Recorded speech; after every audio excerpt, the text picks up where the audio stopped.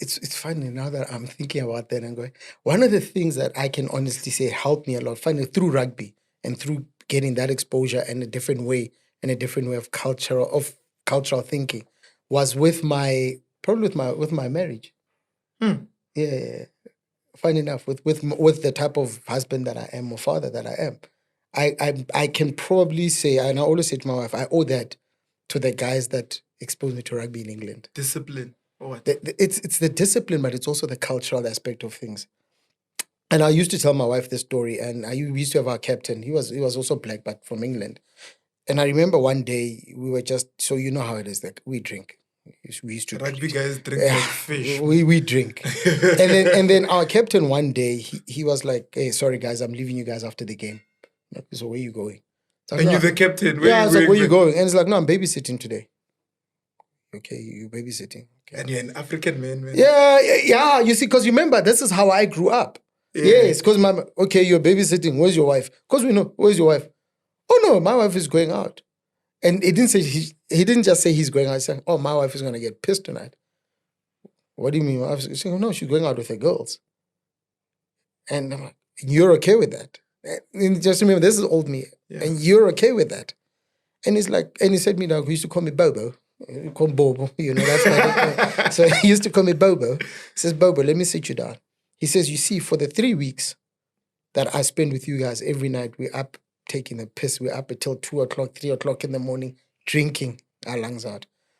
She's also human. And before she's my wife, she's an individual with friends, with, a life. So she also needs that part of life. So that's why we agree that once in a while, she can go paint the town red. And that stuck with me.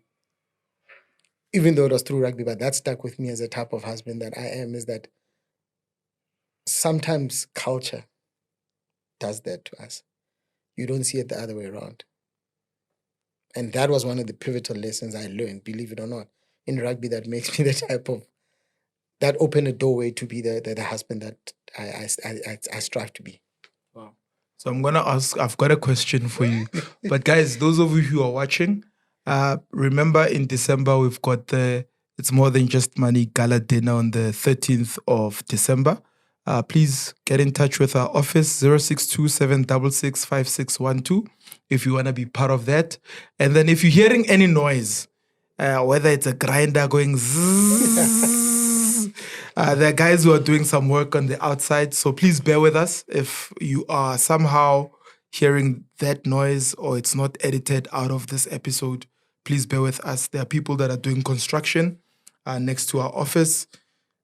So what I wanted to ask you is that when you got to the VAR and you worked at Emerald, you then moved on to something else after how long? No, I didn't say, maybe about 3 years. 3 years. Yeah, what did you move on to?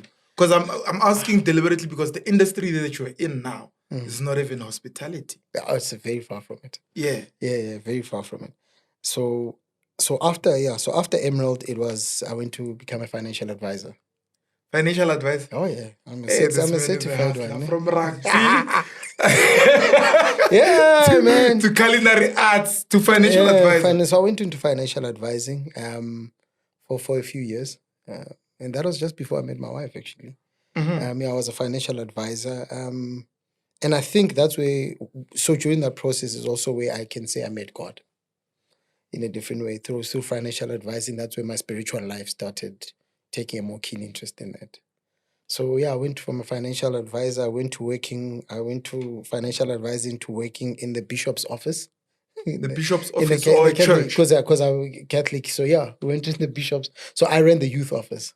Yeah. So I ran the youth. Oh, you were a youth pastor? No. I just knew. I think I'm good at administration.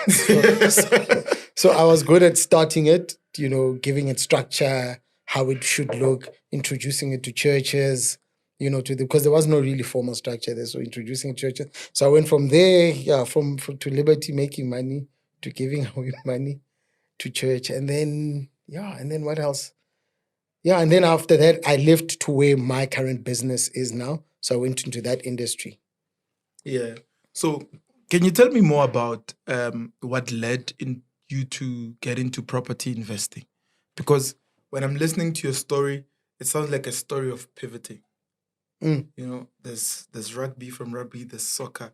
Then we pivot back into education. Then we're willing to take the risk to go overseas. So we get overseas, we pivot into rugby, we get back into the industry. So there's just this adaptability, basically, that I'm now noticing. that you're saying, no, I think, So what got me into property, I think it's the same. I think it's the same story that, you know, when I say me and you, black people here, property can make you money. You know, you're hearing that from people. Oh yeah, at the time. At the time, no property. When I came back, you know, I saved up quite a lot of money. I remember when I came back, I saved up a lot of money. You had euros. Pounds. Pounds. And at the time, it was 22, right? It was still 22, 23, 24. And then, you know, I got into really my first property that I bought. It was in 2007. And they said that get into property, rent it out, and you make money. What kind of property was it? It was a flat. It was one bedroom flat to convert into a 2-bedroom. No. Back in the Val. Back in the Val still. Yeah. Back in the Val. But that was a story that most of us as black people were sold. Hey, property, you can never go wrong. You can go very wrong. And boy, oh boy, can you go wrong.